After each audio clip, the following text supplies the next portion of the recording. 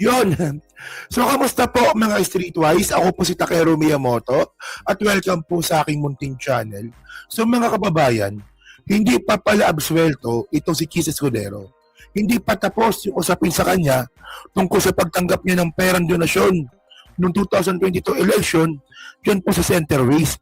Kasi po, no, tinanggap ng Supreme Court. Ako nagulat talaga ako dito eh. Tinanggap ng Supreme Court na para reviewin yung kanyang desisyon ng COMELEC para nga po absuelto nito si Chis. No? Sige, para malinaw, basahin natin yung report ng ABS-CBN. No? So sabi dito, the Supreme Court has granted the motion filed by high school teacher Barry Tayam. No, si Barry Tayam po yung nag-file po ng petition, no, to admit his petition for the review of the decision of the Commission on Elections clearing Senator Chis Escudero for accepting 30 million as campaign donation from a government contractor. Okay.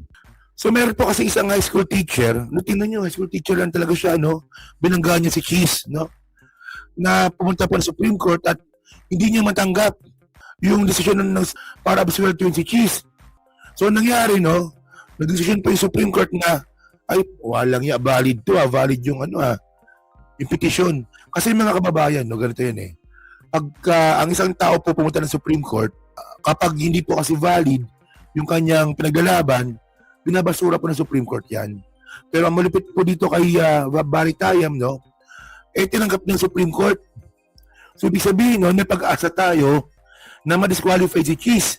Ang tanong na lang dito mga kababayan, gaano katagal natapos yung desisyon ng Supreme Court? Baka mamaya 2 taon pa yan, hindi tapos na yung termino ni Chis. No, tapos na 6 years. Pero by the way, basahin natin yung kasi interesting to eh. Kasi pwedeng mabagal, no, yung proseso, pwedeng bilisan. Depende po yan, di ba? So, tingnan nyo to ito, basahin natin to. So, saan ba yan? Ito sabi dito, no? Okay. So, in the resolution of the NBank dated February 18, signed by clerk of Marifel Lumibaw Cuevas, appointee ata ni Digong to, no? The motion for leave of court to file the admit petition by review filed by Tayam was granted. Aside from Escudero, the COMELEC Political Finance and Affairs Department was also named as respondent to the petition filed by Tayam this December 2000. So, ibig sabihin pala, si Tayam po yung nag-file ng petition, ang sasagot, itong Political Finance Affairs Department, no, ng COMELEC. Ito alam niyo, parang walang kwenta to mga kababayan, no? Yung Political Finance and Affairs ng Department ng COMELEC. Puta, ito rin yung nag-absuelto kay kay Marcolete. Yung PFAD na yan, Political Finance Affairs Department. Ewan ko dyan sa na yan, yung Political Affairs Department na yan ng COMELEC. Puta, una, inabsuelto si Chis. Pangalawa, inabsuelto si Marcoleta. So, walang kwenta po yan. Ang lakas po ng ebidensya sa mga yan. Bakit inabsuelto? So, ngayon mangyayari ngayon, si Tayam, nag-file ng petition sa COMELEC, ang sasagot, yung PFAD. Ganon. Oo. So, sabi dito, continue natin, sabi dito, sa case po kasi ng PFAD in Escudero, di po ako originally party complainant ng kaso sa COMELEC. Kaya nung nag-decide ng COMELEC, dumiretso na po ako sa SC seeking for relaxation of technicalities. Okay. So, matalino rin itong si Tayam, no? Kasi pwede siya pumunta sa PFAD para mag-file ng petition to review. Pero ang ginawa niya, mas maganda, sa Supreme Court na lang. O, parang ganon. Kaya lang yan, Chis Escudero, kapal ng mukha, no? Alam niyo mga kababayan, no? Ako po, nagtataka lang po talaga ako, no? Bakit ang lakas ng kapit niya ni Chis? Totoo lang. Tingnan ninyo tagdad po ng ebidensya na si Chis Escudero po talaga yung kapartner ni Saldico dyan po sa Manumaliang flood control scandal. Tingnan nyo si Chis Escudero may paper trail. May CCTV camera. No, nakasabot talaga siya. Kasama po siya sa smaller bycam. Tapos ang lalabas doon sa ICI, hindi siya kasali, walang ebidensya. Parang labo naman ata nun. At ang malupit dito mga kababayan, yung Bayo Pulichis Escudero, contractor po sa Sorsogon. Oh, absuelto na nga sa ICI, absuelto pa sa COMELEC. Baka naman sa Supreme Court, baka maabsuelto na naman yan. Huwag naman po sana. Diba? Oy, Leonen. Idol ko yun si Leonen eh.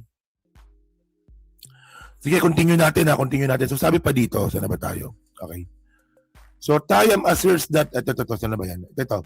In the decision of the poll body, contractor Lourdes Lubiano, no campaign donation to Escudero did not violate, sabi ng Supreme, sabi ng COMELEC to no, hindi daw po nag-violate ng Omnibus Election Code since Lubiano and his company, Centerways Construction Development of distinct legal entities. O, di ba?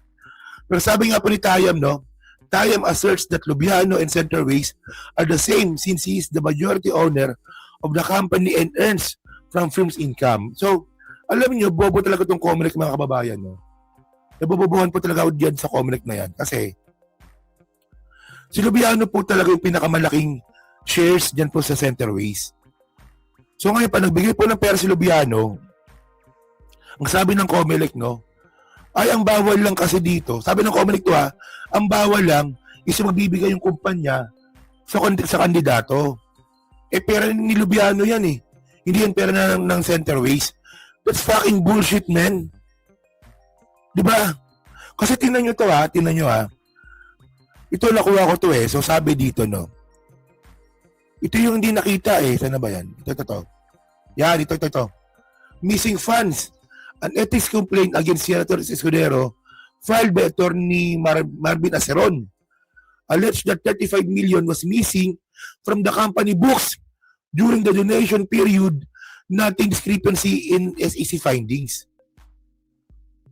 O, di ba? So, mga kababayan, no? Tignan nyo to, ang nakagulat dito, no? Ang nakagulat dito, meron pong sinasabi na nung panahon nga raw po nung nagbigay ng pera itong si Lubiano, meron daw nawawalang missing funds. Meron daw pong missing funds dyan po sa Centerways na 35 million pesos. So nagkataon. Paano nagkataon yun? May nawawala 35 million sa Centerways, no? Nung panahon na nagbigay po ng pera si Lubiano kay Chis Escudero ng 30 million. So paano nangyari yun? So ayun ba na-review ba yun ng ng COMELEC? Kasi ito yung putang COMELEC talaga. Napakadali po kasing yan. Ang napakadaling manipulahin po niyan, especially nga po ang majority owner si Lubiano. Napakadali sabihin niya na ay pera ko yan. O napakadali din sabihin na napakadali din pong gawin na kumuha ng pera si Lubiano sa Centerways. Yung kanya sa COMELEC na yan, ko ba yan? Pero by the way, mga kababayan, no, ang dapat po kasi, bukod po dito kay Chis Escudero, dapat ang isa rin dapat na reviewin ng Supreme Court yung kaso po ni Marcoleta. Tingnan nyo to. Meron pa yan saan ba yan? Ito, di ba? Ito, 1 week ago. COMELEC clears Marcoleta. It defies logic, says Paul Watchdog. Kinagyat talaga, no? Ayan, okay. So, dapat, ewan ko lang pero dapat meron din, kasi ang point dito mga kababayan, no, hindi po kasi kikilos ang COMELEC kung wala magpo-file. So, dapat po kasi may magpo-file po ulit ng petition to review dito po sa kaso ni Marcoleta para reviewin po ng COMELEC. Kasi tandaan nyo alam nyo kung anong bullshit na ginawa ng COMELEC dito. Ang sabi ng COMELEC, ay, tinanggap ni Marcoleta yung pera, hindi pa campaign period. Hindi pa siya kandidato nun. Napaka-illogical po ng ganong klaseng desisyon ng COMELEC kasi the first place, sige, sabihin na nga natin, na tinanggap ni Marcoleta yung pera, hindi pa campaign period. Yun nga lang yung pera tinanggap niya, ginamit niya sa eleksyon. So ano pakakaiba nun? So ngayon, syempre, naramdaman ng Comelec yung pressure. Ngayon, bumabawi. No? Sabi ng Comelec, ay hindi pa naman tapos yung issue kay Marcoleta. Kasi pwede pa mag-file ng criminal liabilities. Hindi namin kailangan ng criminal liabilities. Ang kailangan namin dito, ma-disqualified si Marcoleta dahil sa kanyang ginawa. Tingnan nyo yung ginawa ng Comelec na yan. Gagayahin po ng ibang ng ibang kandidato in the future. Kasi nagawa na ni Marcoleta eh. Diba? So pwede palang tumanggap ng pera before the campaign period. No? Tapos hindi if-file sa SOSE. So ganon. Ewan ko dito sa Comelec na to. And by the way, mga kababayan, no, meron din po palang impeachment complaint ngayon. Dito po sa lahat po ng mga miyembro ng chairmanship no, ng Comelec. Meron. Hanapin ko lang So ito, nakita ko na saan na ba yan? Wait lang Ano ba? Ito. Yan, di ba? So sabi dito, 2 lawyers filing impeachment complaint versus Comelec chief at commissioners. No, so sabihin nito, lahat ng commissioner po ng Comelec at saka lahat po chief isa lang Si si George Garcia yan No? So chairman at saka commissioner, finailan po ng impeachment complaint. No? Pero not related dito kay Cheese. No? Pero by the way, sana naman impeach na yung mga putang inang mga yan kasi nga po, karamihan po dyan, appointee po ni Digong. Diba? So yun na kababayan. So kayo po, ano naman sabi nyo nga po dito sa pagtanggap ng Supreme Court. Ito nga po sa kaso nga po ni Cheese Escudero. So kayo ba, umaasa ba kayo na bibilisan ng Supreme Court ito? Na aabot ito before the 2028 election? Kasi patatapos na yung termino ni Cheese sa 2028 at posibleng nga po mag-re-election yan, di ba? So sa tingin niyo po ba, papanig ba ang Supreme Court ito nga po sa nag-file ng petition? No? Yun.